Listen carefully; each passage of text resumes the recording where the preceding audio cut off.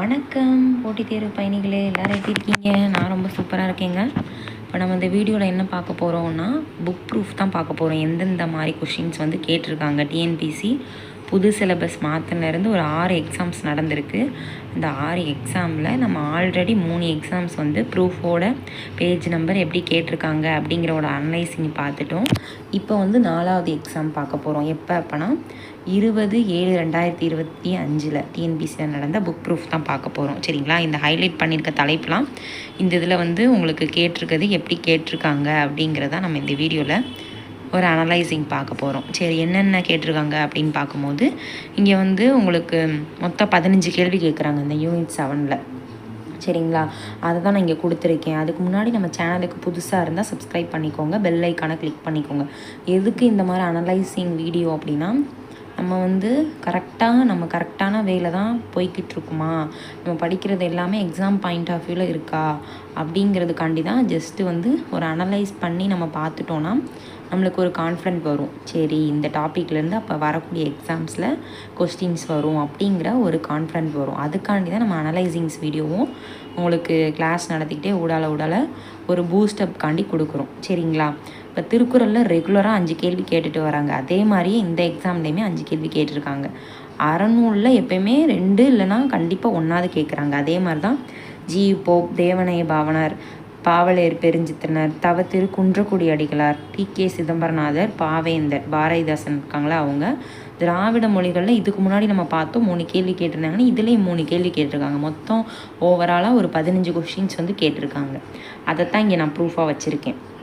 சரிங்களா? அதுவும் இல்லாமல் நீங்கள் வந்து எப்போயுமே ப்ரீவியஸ் இயர் கொஸ்டின் அனலைஸ் பண்ணி படிச்சிங்கன்னா எக்ஸாம் பாயிண்ட் ஆஃப் வியூவில் உங்களுக்கு நல்ல ஸ்கோர் கிடைக்கும். ஓகேங்களா? இப்போ பாருங்களேன், இந்த 20/7/2025 யாரை பற்றி கேட்டிருக்காங்கன்னா இந்த டி.கே. சிதம்பரனாரை பற்றி தான் கேட்டிருக்காங்க. நம்ம கிளாஸில் கூட நடத்திட்டு இருந்திருக்கோம். டி.கே. சிதம்பரம் நம்ம எல்லாருமே பார்த்தோம், 1 by 1 பார்த்துட்டு இருந்தோம். அதில் வந்து பாருங்கள் என்ன கேட்டிருக்காங்க அப்படின்னு பார்க்கும்போது, குற்றால முனிவர் என அழைக்கப்படுபவர், அதாவது புகழப்படும் கவிஞர் யார் அப்படின்னு கேட்டிருக்காங்க. இது வந்து எங்கே இருக்குது அப்படின்னா, திருநெல்வேலி சீமையும் கவிகளும் அப்படிங்கிற தலைப்பில் தான் 7th நியூ புக்கில் இருக்குது. அதில் இங்கே பாருங்கள், அந்த பாக்ஸ் கண்டென்ட் நூல்வெளி இருக்குது பார்த்திங்களா, அதில் தான் வந்து அவங்களோட சிறப்புகளை வந்து கொடுத்துருக்காங்க. அவங்களோட புகழ்கள், பேர், அவர் எப்படிலாம் அழைக்கிறாங்க, அந்த இதிலிருந்து தான் இந்த கொஷின்ஸ் வந்து வந்திருக்கு. சரிங்களா? குற்றால முனிவர் என அழைக்கப்படுபவர் யார் அப்படின்னா டி.கே. சிதம்பரநாதர். சரிங்களா? இது வந்து 7th நியூ புக்கில் இருக்குது. சரிங்களா? அப்போ இந்த கண்டென்ட்டுக்கு நம்ம வந்து புக்கை தாண்டி போகணுன்னு அவசியம் இல்லை, புக்கில் படித்தாலே போதும் அப்படிங்கிறத கிளியராக உங்களுக்கு புரியும். சரிங்களா? அதுக்கப்புறம் பார்த்திங்கன்னா செகண்ட் கொஸ்டின் பாருங்கள், இருண்ட வீடு என்ற நூலை இயற்றியவர் யார் அப்படின்னு கேட்டிருக்காங்க. அது யார் அப்படின்னா பாரதிதாசன். சரிங்களா? இது 11th நியூ புக்கில் இருக்குது. 11th நியூ புக் நம்ம ஏற்கனவே சொல்லியிருந்தோம். பாரதிதாசனை பொறுத்த வரைக்கும் நீங்கள் பாடல்களுக்கு முக்கியத்துவம் கொடுத்து படிக்கிறத விட 6th-லேருந்து 12th வரைக்கும் நூல்வெளி, அவரோட சிறப்புகள், அதை படித்தாலே போதும். ஈஸியாக வந்து உங்களுக்கு அவரை வந்து படித்த மாதிரி ஃபுல்லாக படித்த மாதிரியே ஓகே, உங்களுக்கு மார்க் வந்துடும். ஓகேங்களா? நீங்கள் பாடல் வரிகளை தேடி எடுத்து படிக்கிறத விட அந்த நூல்வெளிகளை படித்தாலே அதுலேருந்து டேரக்ட் கொஷனே உங்களுக்கு கண்டிப்பாக வரும். அந்த மாதிரி இதுக்கு முன்னாடி நம்ம ஒரு ப்ரூஃப் பார்த்துருந்தோம். அதுலேயுமே நூல்வெளியிலேருந்து தான் கேட்டிருக்காங்க. இதுலேயும் வந்து இந்த நூல்வெளியில் தான் கேட்டிருக்காங்க. சரிங்களா? அது இல்லாமல் இப்போ நம்ம இந்த டெஸ்ட்டஸ் பார்த்துட்டு வரோம்ல, இதுக்கு வந்து ஆன்லைன் டெஸ்ட்டுமே நான் கொடுத்துருக்கேன். அதை நீங்கள் அடித்து பார்த்துட்டு உங்கள் மார்க்கை கமெண்ட் செக்ஷனில் வந்து நீங்கள் சொல்லுங்கள். இந்த மாதிரி வீடியோ வந்து உங்களுக்கு யூஸ்ஃபுல்லாக இருக்கா, இப்படி அனலைஸ் பண்ணி போடுறது யூஸ்ஃபுல்லாக இருக்கா அப்படிங்கிறதையும் எனக்கு கமெண்ட் செக்ஷனில் சொல்லுங்கள். ஓகேவா? சரி, இப்போ பார்த்தீங்கன்னா இப்போ இந்த 11th நியூ புக்கில் இருந்து தான் பாரதிதாசனுங்கும் போது உங்களுக்கு நூல்வெளி 6th-லேருந்து 12th வரைக்கும் எங்கெங்கெல்லாம் கவர் ஆகுதோ எல்லாமே ஒரு சேர எடுத்து படிச்சுக்கணும். அதுக்கு தான் நான் சொல்கிறேன், நீங்கள் வந்து நடத்தும் போதே நீங்கள் என்ன பண்ணிக்கணும் அப்படின்னா, இப்போ வேர் டு ஸ்டடியுமே நம்ம முன்னாடி கொடுத்துருந்தோம். ஒவ்வொரு டாப்பிக்குமே நம்ம கொடுத்தனையும் அந்த பாரதிதாசனா எங்கே இருக்காருன்னா அந்த புக்கில் இருக்கும்போது நீங்கள் வேர் டு ஸ்டடி எழுதிட்டு நீங்கள் அது கீழேயே வந்து ஒரு பேப்பர் எடுத்து ஒரு ஹிண்ட்ஸ் மாதிரி ஒரு நாளைக்கு 1 மணி நேரம் அப்படி தானே ஆகும். அப்போ பக்கத்துலேயே நீங்கள் வந்து ஒரு அரை மணி நேரம் தான் ஆகும். ஒரு தலைப்புக்கு அரை மணி நேரம் தான் நோட்ஸ் எடுக்க ஆகும். அரை மணி நேரம் அப்புறம் நீங்கள் ஒரு படிக்கிறதுக்கு அரை மணி நேரம் ஆகும். அவ்வளோதான், 1 hour தான் மேக்ஸிமம் நீங்கள் டைம் ஸ்பெண்ட் பண்ண போகிறீங்க. அந்த 1 hour படித்தா 1 மார்க் கண்டிப்பாக வந்து உங்களுக்கு வரும். அப்புறம் இதை விட வேறு என்ன வேணும் அப்படிங்கிற மாதிரி தான். சரிங்களா. அப்போ நீங்கள் எடுத்து அந்த மாதிரி படிச்சுக்கோங்க சரிங்களா. இப்போ வந்து இந்த நூல்வெளியிலேருந்து தான் 11th நியூ புக்கில் புரட்சி கவி அப்படிங்கிற தலைப்பிலிருந்து கேட்டிருக்காங்க. ஓகேங்களா. அதுக்கப்புறம் பார்த்திங்கன்னா அறிக அறிவியல் என்னும் அறிவியல் இதழை நடத்திய ஆன்மீக துறவி யார்? இது வந்து குன்றக்குடி அடிகளாரை பற்றி கேட்டிருக்காங்க. இது எங்கே இருக்குது அப்படின்னா ஒப்புரவு நெறி அப்படிங்கிற 7th நியூ புக்கில் தான் இருக்குது. அதுலேயுமே பாருங்கள் இந்த நூல்வெளியிலேருந்து தான் கேட்டிருக்காங்க சரிங்களா. நூல்வெளி அப்படிங்கிறதுல இங்கே கொடுத்துருக்காங்க அவரோட நூல்கள் என்னென்ன, அவர்களோட இதழ்கள் என்னென்ன அப்படிங்கிற தலைப்பில் இருந்து தான் இந்த கொஸ்டின்ஸ் கேட்டிருக்காங்க. இதுவுமே நம்ம பார்த்துருந்தோம் சரிங்களா. நீங்கள் மேக்ஸிமம் வந்து நூல்வெளியை நல்லா படிச்சுக்கோங்க, தரவா கலர் இம்பார்ட்டன் அப்படிலாம் பார்க்காம வரி வரியாக படிச்சுக்கோங்க ஓகேவா. குன்றக்குடி அடிகளார். அதுக்கப்புறம் பாருங்கள் அடுத்து வந்து தென்மொழி தமிழ் சிட்டு இதழ்களின் வாயிலாக தமிழ் உணர்வை உலகெங்கும் பரப்பியவர் யார் அப்படின்னு கேட்டிருக்காங்க. இது யாரை பற்றி அப்படின்னா பாவலர் பெருஞ்சித்தனாரை பற்றி தான். 20/7/2025 அதே தான் நம்ம பார்த்துட்டு வரோம். இது எங்கே இருக்காங்க அப்படின்னா அன்னை மொழியில் 10th நியூ புக்கில் இருக்காங்க சரிங்களா. இதில் வந்து இதழ்கள் கொடுத்துருப்பாங்க, நூல்கள் எல்லாமே கொடுத்துருக்காங்க. அதிலிருந்து தான் இந்த கொஷின்ஸுமே வந்திருக்கு சரிங்களா. இதழ்கள்லேருந்து இந்த கொஷின்ஸ் வந்திருக்கு. அப்போ இதழ்கள் நூல்கள் அவரோட இயற்பெயர் வேறு பேர் எல்லாமே படிக்கணும் சரிங்களா. ஓவராலாக ஒரே ஒரு சேர படிச்சுக்கிட்டிங்கன்னா நீங்கள் ஈஸியாக வந்து கொஸ்டினை வந்து இது பண்ணிக்கலாம் ஓகேங்களா. அதுக்கப்புறம் பாருங்கள் மொழி ஞாயிறு தேவநேய பாவனர் அவங்கள பற்றி கேட்டிருக்காங்க. அவங்க எங்கே இருக்காங்கன்னா 6th புக்கில் தமிழ் சொல்வளம் அப்படிங்கிறதுல தான் இருக்காங்க. நியூ புக்கில் அந்த நூல்வெளி அப்படிங்கிறது 10th புக்லேயும் இருக்காங்க சரிங்களா. 6th புக்கில் இவங்க நூல்வெளியில் மட்டும் அவங்க கொடுத்துருக்காங்க தேவநேய பாவனர் சரியா. தேவநேய பாவனர் அப்படிங்கும் போது உங்களுக்கு 10th நியூ புக்கில் தான் வரும். இங்கே வந்து 6th நியூ புக்குன்னு போட்டிருக்கேன் சரிங்களா. 10th நியூ புக்கில் தான் தமிழ் சொல்வளம் அப்படிங்கிற தலைப்பின் கீழே அவங்கள நூல்வெளி அது வந்து இருக்கும் சரிங்களா. மொழி ஞாயிறு என்று அழைக்கப்படுபவர் யார் அப்படின்னு கேட்கும்போது தேவநேய பாவனர் சரிங்களா. தேவநேய பாவனர்னால் அதுக்கு இங்கே கொடுத்துருக்காங்க என்ன கொடுத்துருக்காங்க அப்படிங்கும்போது முதல் லைன்லேயே இருக்குது மொழி ஞாயிறு என அழைக்கப்படும் தேவநேய பாவனர் அப்படின்னு சொல்லி அதிலே கொடுத்துருக்காங்க சரிங்களா. அப்போ இதுலேயுமே புக்கில் இருந்தால் உங்களுக்கு இந்த கொஷின்ஸ் கேட்டிருக்காங்க. அடுத்து பாருங்கள் அதை மாற்றிக்கோங்க 10th நியூ புக்கில் இருக்குது ஓகேங்களா. தமிழ் சொல்வளம் அப்படிங்கிறது. அப்புறம் வேளாண் வேதம் என்று அழைக்கப்படும் நூலினை சுட்டுக. வேளாண் வேதம் அப்படின்னா இது எப்படி கேட்டிருக்காங்க பாருங்கள் நாலடியார் சரிங்களா. இது வந்து எங்கே இருக்குன்னா அழியா செல்வம் அப்படிங்கிறதுல நூல்வெளியில் தான் இது வந்து இருக்குது. இதுவுமே நாலடியார் பற்றிய குறிப்புகளில் வந்து வேளாண் வேதம் எனும் அழைக்கப்படும் நூல் அதோட வேறு பேர்கள் 4 400 அந்த டைரக்ட் கொஸ்டினாக தான் இவங்க கேட்டிருக்காங்க சரிங்களா. இது வந்து நாலடியார் கொஸ்டின். இது வந்து அறநூல்கள் டாபிக் கீழே வரும் சரி ஓகே. அடுத்து பாருங்கள் அடுத்து தாயகத்துக்கு சென்றப்போ 1885 முதல் 1908ஆம் ஆண்டு வரை 23 ஆண்டுகளாக இங்கிலாந்து பல்கலைக்கழகத்தில் எவ்விரு மொழிகளை வந்து கற்பிக்கும் பேராசிரியராக பணியாற்றினார். அதாவது 2 மொழி அவர் தாயகத்துக்கு போயிட்டு இங்கிலாந்தில் இருந்து அந்த யூனிவர்சிட்டியில் வேலை பார்ப்பார், ஒரு ஆசிரியராக வேலை பார்ப்பார்ல பேராசிரியராக. அதில் பார்த்திங்கன்னா எந்த மொழி அவருக்கு கற்பித்து கொடுத்துருப்பார். நிறைய ஸ்கூலு காலேஜ்லாம் இது பண்ணியிருப்பார்ல. அப்போ வந்து நம்ம பார்த்தோம் ஓவரால் பார்த்தோம். அந்த இதில் தான் இது கேட்டிருக்காங்க. தமிழ் தெலுங்கு அந்த 2 மொழியில் தான் அவர் வந்து பேராசிரியராக வேலை பார்த்துருக்காரு சரிங்களா. கற்பிக்கும் பேராசிரியர் அது வந்து இங்கே ப்ரூஃப் இருக்குது எங்கன்னா 8th புக்கு ஓல்டு புக்கில் இருக்குது சரிங்களா.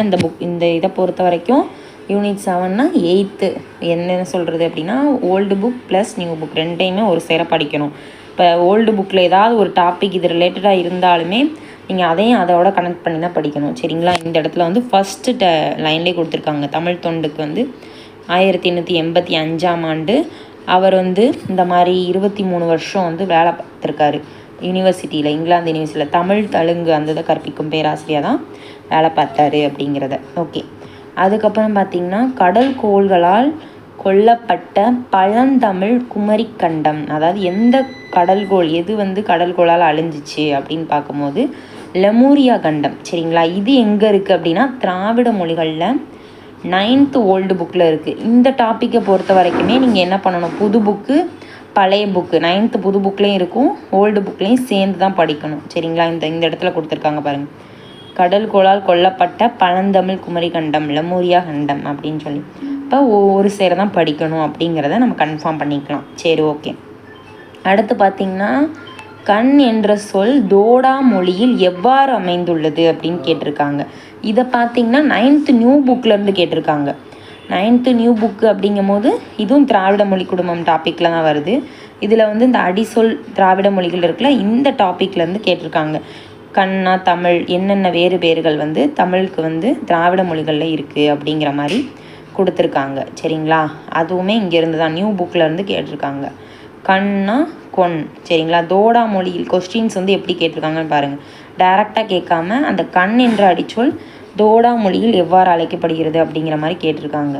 சரிங்களா, அப்புறம் அதையும் படிச்சுக்கோங்க. அதுக்கப்புறம் இந்தியாவின் தொன்மையான கல்வெட்டுகளில் காணப்படும் மொழி, அதாவது இது வந்து இதுவும் எங்கே கேட்டிருக்காங்கன்னா திராவிட மொழி குடும்பம்லேருந்து தான் கேட்டிருக்காங்க. அப்போ அந்த டாபிக் எவ்வளோ இம்பார்ட்டன்ட் பாருங்கள். இந்த டாப்பிக்கை பொறுத்த வரைக்கும் நீங்கள் பழைய புக்கு புது புக்கையும் ஒரு சேர வரி விடாமல் படிக்கணும். சரிங்களா, இந்தியாவின் தொன்மையான கல்வெட்டுகளில் காணப்படும் மொழி அப்படின்னு கேட்டிங்கன்னா தமிழ் தான். இது வந்து நம்ம பார்த்தோம். சரிங்களா, அது வந்து இங்கே இருக்க பாருங்கள். இந்தியாவின் தொன்மையான கல்வெட்டுகளில் பெரும்பாலானவை தமிழில் தான் இருக்குது அப்படிங்கிற மாதிரி சொல்லியிருக்காங்க. அதுதான் இங்கே கேட்டிருக்காங்க, தமிழ். ஓகே, அதுக்கப்புறம் பார்த்தீங்க அப்படின்னா இது வந்து திருக்குறளில் அணி ரிலேட்டடாக கேட்டிருக்காங்க. என்ன அப்படின்னா பண்ணெண்ணாம் பாடற்கிய என்றேல் கண்ணெண்ணாம் கண்ணோட்டம் இல்லாத கண். இது இந்த குறட்பாவில் என்ன அணினா எடுத்துக்காட்டு ஓமை அணி. இதுக்கு என்ன அர்த்தம் அப்படின்னு கேட்டால் ஒரு பாடல்னாலே அதுக்கு வந்து இசை ரொம்ப ரொம்ப முக்கியம். இப்போ சும்மா யாராவது பாட்டு பாடினாங்கன்னா யாருக்குமே பிடிக்காது, கண்டுக்கவே மாட்டோம். ஆனால் அந்த இசை பேக்ரவுண்ட் மியூசிக் அதோடு இருந்தால் நம்ம எல்லாருமே விரும்பி கேட்போம். அந்த மாதிரி தான். சரிங்களா, ஒரு பண்ணுக்கு இசை எவ்வளோ முக்கியமோ அதே மாதிரி ஒரு கண்ணுக்கு இரக்கம் ரொம்ப ரொம்ப முக்கியம். கண்ணோட்டம்னா என்னது, இரக்கம் அப்படின்னு கம்பேர் பண்ணி சொல்கிறாங்க. பாட்டு இசை அப்படிங்கிற மாதிரி நம்மளுக்கு கண்ணோட அதை கம்பேர் பண்ணுறாங்க. அதனால் இது எடுத்துக்காட்டு உவமை அணி அப்படிங்கிறத சொல்கிறாங்க. இது வந்து 10th நியூ புக்கில் கண்ணோட்டங்கிற தலைப்பில் டைரெக்டாகவே இருக்குது. சரிங்களா, அப்போ அது படிக்கும் போது அணின்னு இருந்தால் அதையுமே படிச்சுக்கோங்க. ஓகேங்களா, அதுக்கப்புறம் பார்த்திங்கன்னா பாருங்கள், இப்போலாம் இந்த மாதிரி வந்து கொஸ்டின்ஸ் வந்து அதிகமாக கேட்குறாங்க. எப்படின்னா சரியாக சீர் அமைய பெற்ற குறள் அடியை கண்டறிக.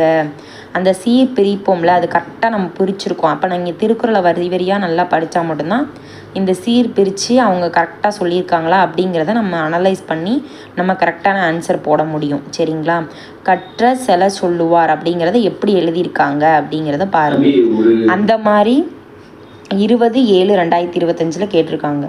அடுத்து பார்த்திங்கன்னா இது வந்து எங்கே இருக்குன்னா 7th நியூ புக்கில் இருக்குது. சரிங்களா, 7th நியூ புக்கில் இந்த இடத்துல கொடுத்துருக்காங்க. சரிங்களா, இந்த இதைத்தான் அப்போ இந்த லைனே நீங்கள் படிக்கும் போது வரியாக படிக்கணும். ப்ளஸ் வந்து அந்த அமைப்பு முறை சீர் அமைப்பு முறையும் நல்லா தெரிஞ்சுக்கணும். சரிங்களா, அதுக்கப்புறம் 7th நியூ புக்கில் இருக்குது. ஓகே, அது என்ன அர்த்தம் அப்படிங்கிறத இங்கே பாருங்கள்.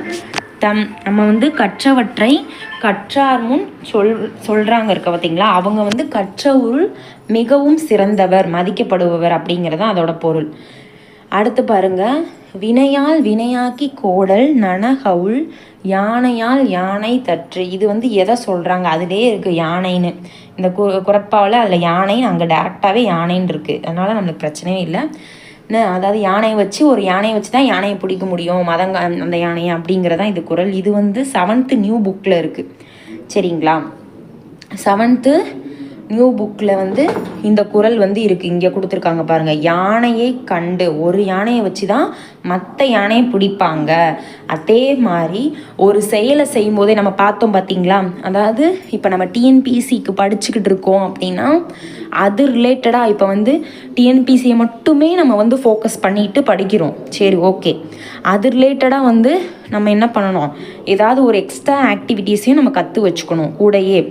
அந்த மாதிரி தான் ஒரு செயலை செய்யும் போது அதோட தொடர்புடைய இன்னொரு செயலையும் நம்ம சேர்ந்து செஞ்சால் நம்மளுக்கு என்றைக்குமே எங்கே போனாலுமே நம்மளுக்கு வந்து சிறப்பு தான் அப்படிங்கிறது தான் இந்த குறள். ஓகேங்களா, அதுக்குமே ஒரு உவமை அணி தான். யானையை வச்சு நம்மளோட மனுஷங்களை ஒப்பிட்டு காமிச்சு சொல்லியிருக்காங்க. அப்போ இது உவமை அணி அப்படிங்கிறத நம்ம தெரிஞ்சுக்கலாம். ஓகேவா, அடுத்து பாருங்கள், சரியான குறட்பாவினை தேர்வு செய்க அப்படின்னு கொடுத்துருக்காங்க. இதை பாருங்கள், இதுலேயுமே அப்படி தான். இது வந்து நீங்கள் வரியாக படித்தா தான் இதையுமே நீங்கள் ஆன்சர் போட முடியும். அந்த திருக்குறளுக்கு வந்து பொருள் மட்டும் படிக்கக்கூடாது. இப்போ டிஎன்பிசியில் கரண்ட் ட்ரெண்டிங் என்னவோ அந்த வேலை போகணும். சரியா, இப்போ எப்படி கொடுத்துருக்காங்க, வரியாருக்கு ஒன்று ஈவதே ஈகை மற்ற எல்லாம் குறி எதிர்ப்பை நீரது உடைத்து. இந்த மாதிரி ஆர்டரோடு நம்ம டெய்லி, ஏன்னா நம்ம திருக்குறளுங்கிறது மொத்த நாள் உட்காந்து 20 அதிகாரத்தை படிக்க முடியாது சரிங்களா. அப்போனா ஒரு நாளைக்கு நீங்கள் ஒரு குறள் படித்தாலே போதும் சரிங்களா. ஏன்னா நம்மளுக்கு டிசம்பரில் தான் எக்ஸாம் வந்து நம்மளுக்கு இன்னும் டைம் இருக்குது சரிங்களா. கிட்டத்தட்ட ஒரு 8 மாதம் டைம் இருக்குது. நீங்கள் ஒரு நாளைக்கு ஒரு குறள் மனப்பாடம் பண்ணாலே போதும், ரொம்ப படிக்கணும்னு அவசியம் இல்லை. ஒரு நாளைக்கு ஒரு குறள் மனப்பாடம் பண்ணி அதுபடி நீங்கள் என்ன பண்ணணும், லைஃப்பில் வந்து அதுபடி நீங்கள் ஃபாலோ பண்ணாலே நீங்கள் போதும் சரிங்களா. அப்போ அந்த மாதிரி படிங்க சரியா. அதுக்கப்புறம் பாருங்கள், இது எங்கே இருக்குது அப்படின்னா 6th நியூ புக்கில் இருக்குது ஓகேவா. 6th நியூ புக்கில் வரியாருக்கு ஒன்று ஈவதே ஈகை மற்ற எல்லாம் குறி எதிர்ப்பை நீரது உடைத்து அப்படின்னு இருக்கு சரிங்களா. இது வந்து என்ன அர்த்தம் அப்படின்னு பார்க்கும்போது இதுக்கு என்ன மீனிங் அப்படின்னா, நம்ம வறியவங்கன்னா இல்லாதவங்களுக்கு கொடுக்கறது தான் உண்மையான உதவி ஈகை. மற்றவங்களுக்கு கொடுக்கறதெல்லாம் என்னது, அவன் நம்மளுக்கு தரணும், அது தரணும், இது தரணும் அப்படின்னு எதிர்பார்த்து, குறினா எதிர்பார்ப்பது சரிங்களா. பொருளையும் பார்த்துக்கோங்க. குறி அப்படிங்கிறது எதிர்பார்த்து செய்கிறது தான், அது உண்மையான ஈகை கிடையாது அப்படின்றாங்க. 6th நியூ புக்கில் இருக்குது இது சரிங்களா. சரி ஓகே. அடுத்து பாருங்க, குறட்பாவில் விடுபட்ட சீரினை இட்டு நிரப்புக. இதை என்ன சொல்லியிருக்காங்க, ஒழுக்கம் விழுப்பம் தரலாம், ஒழுக்கம் உயிரினும் ஓம்பப்படும். அதிலே வந்து ஈஸி, இது நம்ம எல்லாத்துக்குமே தெரியும் சரிங்களா. இது வந்து 10th நியூ புக்கில் கொடுத்துருக்காங்க சரிங்களா. 10th நியூ புக்கில் ஒழுக்கம் விழுப்பம் தரலாம், ஒழுக்கம் உயிரினும் ஓம்பப்படும் அப்படின்னு அழகாக கொடுத்துருக்காங்க சரிங்களா. இப்போ இது வந்து 10th நியூ புக்கில் திருக்குறள் அப்படிங்கிற டாப்பிக்கில் தான் இருக்குது சரிங்களா. இப்போ வந்து நம்மளுக்கு ஓவரால் தெரிஞ்சிருச்சு எப்படி வந்து கொஸ்டின்ஸ் கேட்குறாங்க அப்படிங்கிறத நம்ம ஓவரால் தெரிஞ்சிருச்சு ஓகேங்களா. நம்ம எப்படி படிக்கணும் அப்படிங்கிற மாதிரி அந்த திருக்குறள் படிக்கும் போது, இனிமேல் இதுக்கு முன்னாடி நீங்கள் எப்படி படிச்சிருப்பீங்கன்னு எனக்கு தெரில, ஆனால் இனிமேல் இந்த கொஸ்டினை வச்சு நம்ம டிஎன்பிசி ஸ்டைலில் படிக்கும் போது குறள் பறிக்க தெரிஞ்சிருக்கணும், சீர் அசை. அது வந்து நேற்றெல்லாம் பார்த்திங்கன்னா நம்ம இதுக்கு முன்னாடி வந்து பார்த்தோம், இந்த நிரல் அந்த வாய்ப்பாடெல்லாம் கேட்டிருந்தாங்க சரிங்களா. அப்போ வாய்ப்பாடுமே நீங்கள் ப்ராக்டிஸ் பண்ணி வச்சுக்கணும். 15 மார்க்குங்கிறது புக்கிலேருந்து வருது, நம்மளை தாண்டி கொஸ்டின் போகக்கூடாது அவ்வளோதான். மற்ற இதில் நம்ம ப்ராக்டிஸ் எவ்வளோக்கு எவ்வளோ பண்ணுறோமோ, ஒரு டாபிக் எடுத்துக்கிட்டிங்கன்னா நீங்கள் எவ்வளோக்கு எவ்வளோ கொஸ்டின்ஸ் அடித்து பார்க்குறீங்களோ அதுக்கு தகுந்த மாதிரி உங்களுக்கு மார்க் வரும். இதை பொறுத்த வரைக்கும் நீங்கள் தியரியாக மனப்பாடம் பண்ணுறது தான் உங்களுக்கு சரிங்களா. அதனால் எல்லாருமே ஈஸியாக வந்து ஃபுல் மார்க் வாங்கலாம் சரிங்களா. அந்த நம்பிக்கையோட கூடையே வாங்க, எங்கள் கூடயே வாங்க, எதையுமே பற்றி கவலைப்படாதீங்க. அது படிக்கணும், இது பண்ணணும், அப்படி நம்ம என்ன மெட்டீரியல், சில பேர்த்துக்கு படிக்க முடியாத நிறையா பேர் இருப்பீங்க, ஹவுஸ் ஒய்ஃப் இருப்பீங்க, வேலைக்கு போயிட்டு படிக்கிறவங்க இருப்பீங்க, எல்லாருமே இருப்பீங்க. எல்லாருக்குமே ஒரே மாதிரி சுச்சுவேஷன் இருக்காது சரிங்களா. இப்போ சில பேர் இப்போ தான் படிக்க ஸ்டார்ட் பண்ணியிருப்பீங்க, நிறையா ஃப்ரெஷர்ஸ் இருப்பீங்க, யாருக்குமே ஒரு ஐடியா இல்லாமல் இருக்கும். அதுக்காண்டி தான் நாங்கள் இருக்கோம் சரிங்களா. நாங்கள் கரெக்டாக வந்து எங்கள் கூடையே மட்டும் வாங்க, நாங்கள் கொடுக்குற டெஸ்ட்டஸ் வந்து கிளாஸஸ் டெஸ்ட் அடித்து பாருங்கள், எங்கள் கூடயே வாங்க, அரசு வேலையோடு போங்க. Thank you brother and sister. அப்புறம் வந்து கொஸ்டின்ஸ் வந்து அடித்து பாருங்கள், கொஸ்டின் அடித்து பார்த்துட்டு கமெண்ட் செக்ஷனில் எனக்கு உங்கள் மார்க்கை கமெண்ட் பண்ணுங்கள்.